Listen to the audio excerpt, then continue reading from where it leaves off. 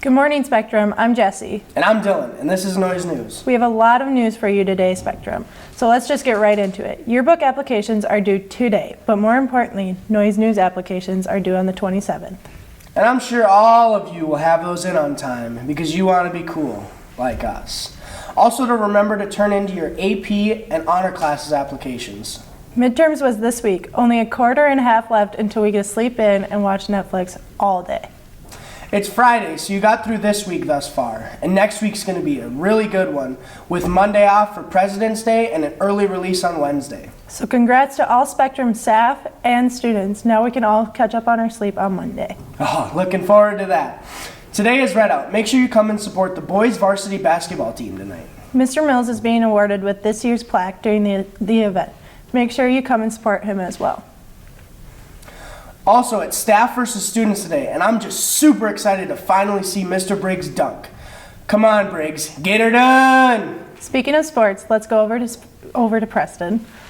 Hey Spectrum, better get ready because here comes sports. Yesterday the girls' JV and varsity basketball teams played at St. Croix for the first round in their conference tournament. Then tonight, the big Red Out games are finally here. Come out and support the boys as they play Malacca. The C game starts at 4:15, JV at 5:45, and varsity game is going down at 7:30. Go get them, Sting. This Saturday, the varsity wrestling team is away at Trinity for their team section finals. Best of luck to everyone competing.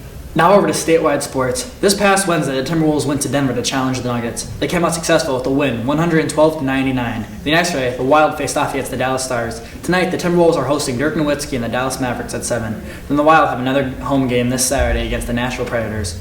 That's all the sports we have for you today, Spectrum. Now over to commercial break. All right, ready for our first day at school, Ben? Yeah, man, I love school so much. Spectrum High School, there it is. I think this is gonna be a great experience. I think it will be a great day. Come on, Ben, don't be late. Yeah, I'm on my way. Hey, where is everyone? It's passing time. Actually, I don't know. Where? Ben, what is that? I don't. Ben, where'd they go? I don't know.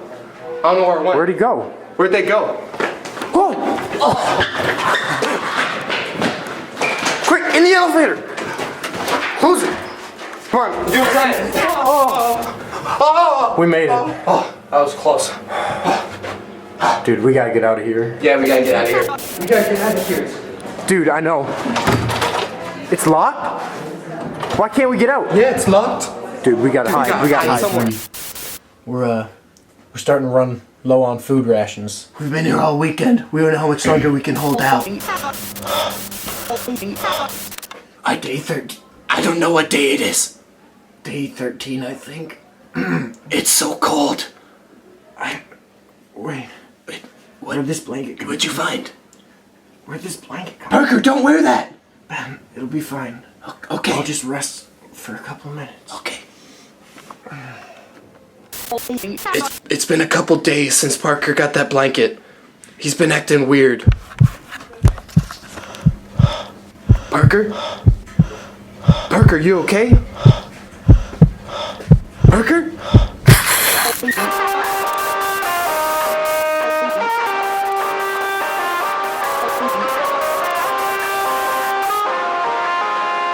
Wow, that was a good commercial. This is all for the short show this week. If you'd like to continue to the long show, keep watching. Today, February 17th, we celebrate Red Out at the boys basketball game versus Malacca. This year's plaque is going to Mr. Mills, who had a stroke last spring. We met up with him to talk about his story and how hard it was to have an unexpected stroke at 29.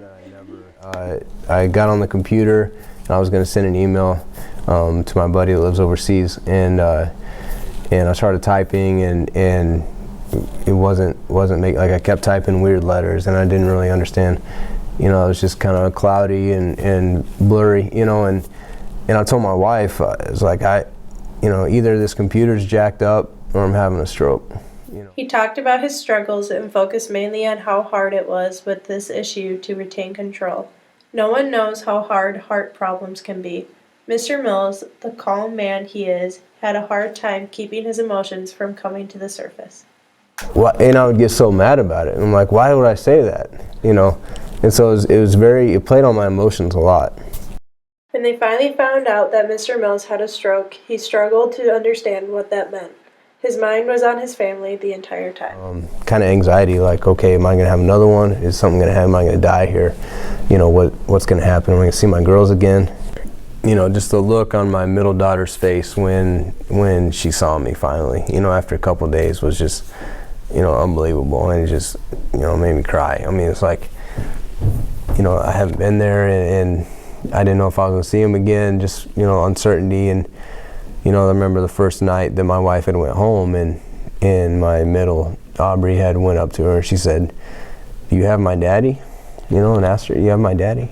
In recovery of this and looking back at what could have happened, in this emotional time, Mr. Mills talks about how it brought him a new perspective on life and his religion. Am I ready to face God? And that was the question that I kept coming back to in the hospital. Like, I know that I've been a Christian and I profess that, but is that really, at this moment, if I were to have another stroke and die, am I ready? Am I ready to stand before God? No, I mean, it changed my focus, you know. He also says that these things just happen and we have to learn to accept it. We should strive to eat healthy and take care of our body to help prevent sickness, but some things are just out of our control. Man, I feel really weak. I feel really like, you know, I feel like my pride is shot. For me to think that I have anything to do with whether I live or die is extremely prideful. Mr. Mills may not have expected a stroke at 29, but he claims this hard time has bettered him as a person. Here at Spectrum, we are happy he has recovered and hope he stays in good health. This has been Jesse Hansen, Kelly Blansett, and Zach Clark.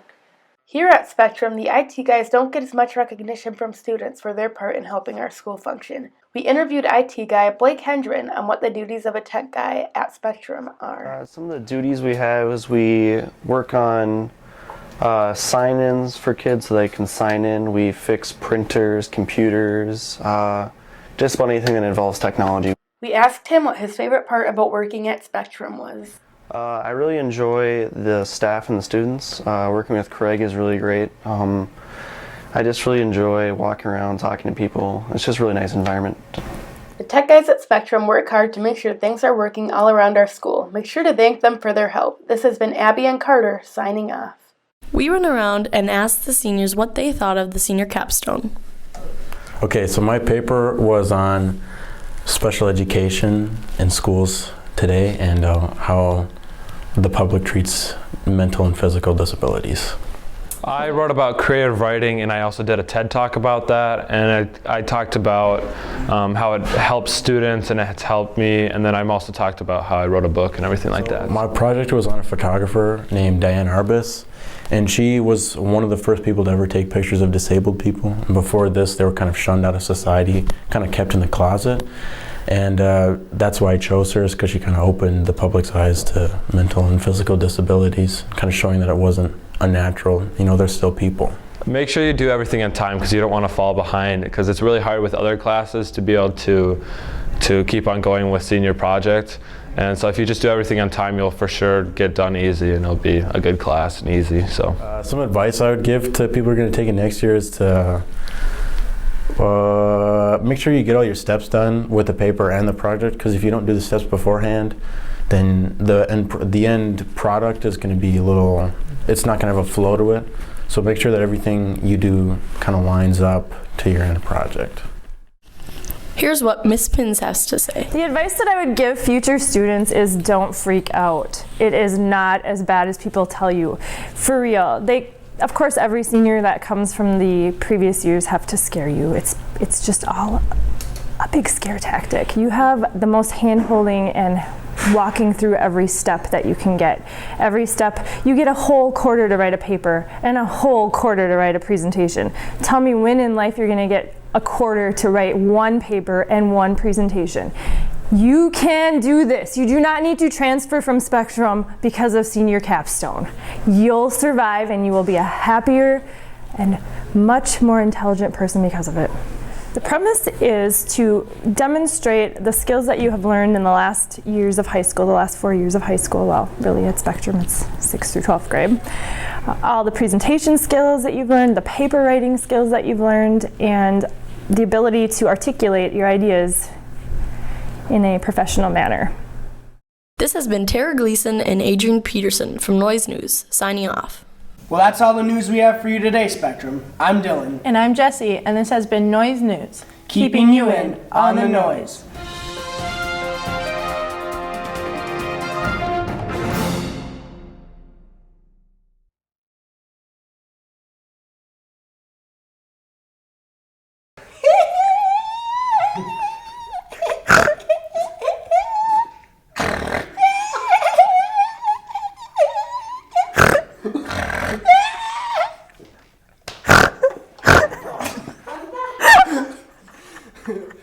Hey, Jesse, drop the bass.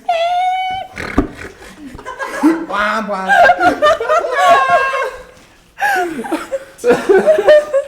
Okay.